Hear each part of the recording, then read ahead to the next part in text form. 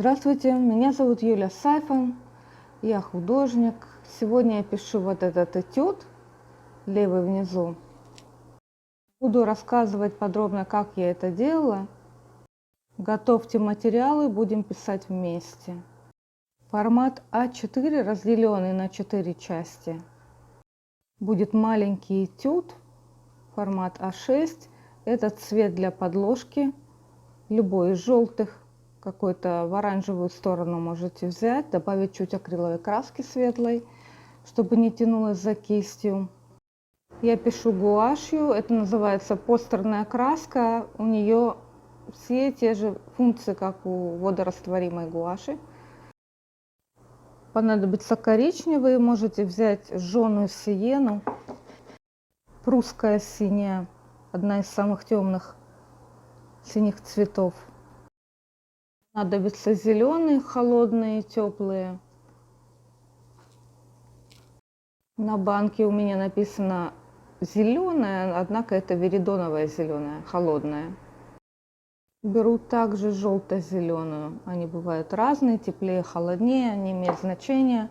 Захотите теплее, добавите желтенького, захотите холоднее, добавите синего.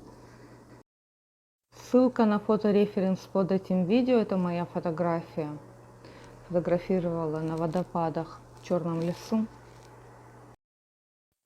Это видео я снимала не специально для мастер-класса, по случаю у меня был файл, и сейчас я вам объясняю, что я здесь делаю. Хожу карандашом темные пятна, а позже я решаю, что нужно приступать непосредственно к цветовым пятнам, и беру для этого большую кисть. На кисти у меня зеленая темная. Я прописываю самые темные части и смотрю, как они будут уравновешивать друг друга. Далее средний по тону кусок коричневый, это я замешала чуть красного в жженую сиену. Распределяя, казалось бы, эти бесформенные пятна, я создаю рисунок, где будет сидеть сам водопад и все, что вокруг него происходит на переднем и на заднем плане. Моя палитра не образец порядка и чистоты, но видно, что я беру синий цвет. У меня на заднем плане, как я уже говорила сначала, в этих пятнах больших у меня есть прусская синяя, где-то может быть более в фиолетовую сторону, может быть более в синюю. В процессе не раз пользуюсь тряпкой для того, чтобы убирать излишки воды на листе. Вот и дошла очередь до самого вкусного. То, что держит этот лист как единое целое, акцент, водопад.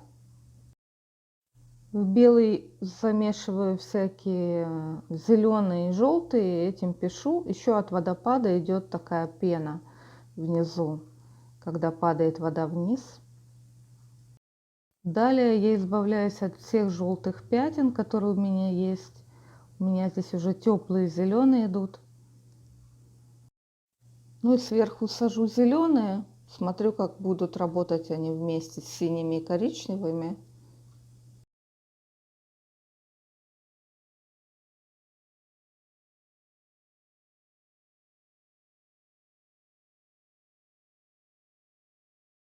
Подбираю коричневый для цвета воды. Это может быть в красную сторону. Сиена жженая. Подбираю по рисунку водопад, по его периметру. Дабы уравновесить коричневые пятна, я еще добавляю на переднем плане немного коричневого. Самый большой контраст по тону в моей работе будет находиться в глубине, там, где сейчас я пишу синими. Светлый водопад, темные деревья, вот там и будет самый большой контраст. Продолжаю работать с зелеными, немного смягчаю на переднем плане, подбираю цвет, хочу его сделать более холодным, зеленым. У меня есть мокрые камни в воде, я их пишу оранжевым, потом позже немножко буду работать сверху розовым цветом. Думаю о рисунке, пробую какие-то другие зеленые добавить, убрать. То есть идет такой процесс. Зеленые холодные, видите, появляются светлые. Сушу работу феном и приступаю уже к уточнению карандашами и восковыми мелками. Я пользуюсь Neocolor 2, но можно легко заменить это гуашью. Особенно светлые оттенки. Я специально сняла на эту тему видео, оставлю ссылку под этим видео. О своих карандашах я также рассказывала. Ну а дальше идет такая проработка переднего плана, как направляются листики по отношению к свету. Я потом пишу еще зеленый впереди, более холодные делаю.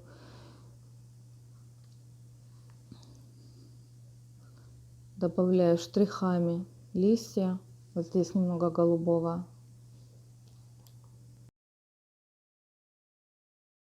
Я заканчиваю на этом сегодня объяснение. Вы не стесняйтесь брать кисть побольше, писать ими маленькие форматы. Это исключает какую-то возню и детализацию на первых стадиях работы.